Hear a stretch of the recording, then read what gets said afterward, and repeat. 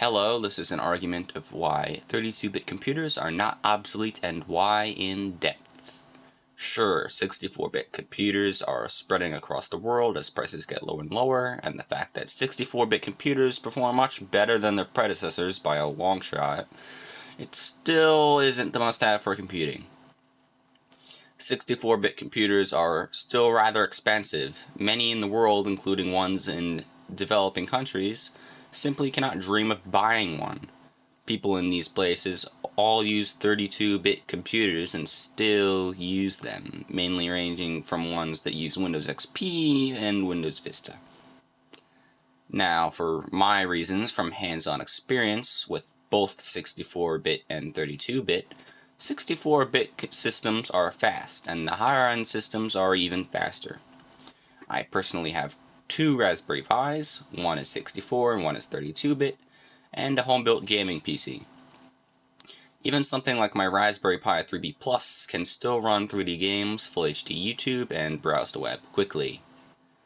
For my 32-bit systems, I have a 32-bit Raspberry Pi, a Dell Dimension from 1999, and a Gateway laptop from 2005. We will only talk about the Gateway because the Dell is obviously unable to perform modern tasks. On my laptop, I run Windows XP and Linux Peppermint on the same drive. The XP experience is not favorable in my opinion, but it works fine. XP will soon be unable to access Chrome at the time of this video, and Mozilla Firefox, officially cutting it off from the web, making it limited to only offline tasks. Now this is where Linux comes in. As you know, Linux distros are dropping 32-bit support one by one, but I have found a distro built for old computers, Linux Peppermint. Peppermint is still supported, has an offline web store, web browser support, and system updates until 2023, according to their official website. Peppermint is lightweight and rather easy to use. You don't need much Linux experience to learn how to use it since everything's graphical. You can learn more about Peppermint in my link in the description down below. Finally, hardware. Most 32-bit systems run on Intel Pentium or Core processors, which are both rather slow. My laptop includes an Intel Core Duo at 1.6 GHz clock speed, 1 GB of DDR dual-channel RAM, and an 80 GB 4200 RPM hard drive. Extra features include a DVD drive, SD card, X slot, etc. You get it. It has a lot of I/O because it's an older laptop.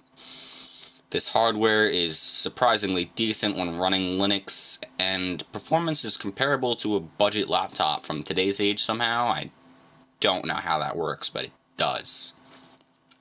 My processor will often top off when I do too many things at once and perform updates, but it works fine, as I suppose.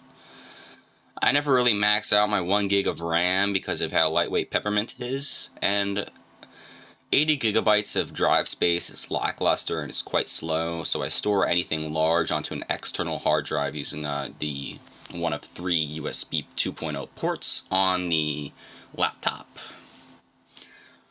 Well, I'd not store anything too important on it anyways because of how old it really is, but you know what, I'll try that actually.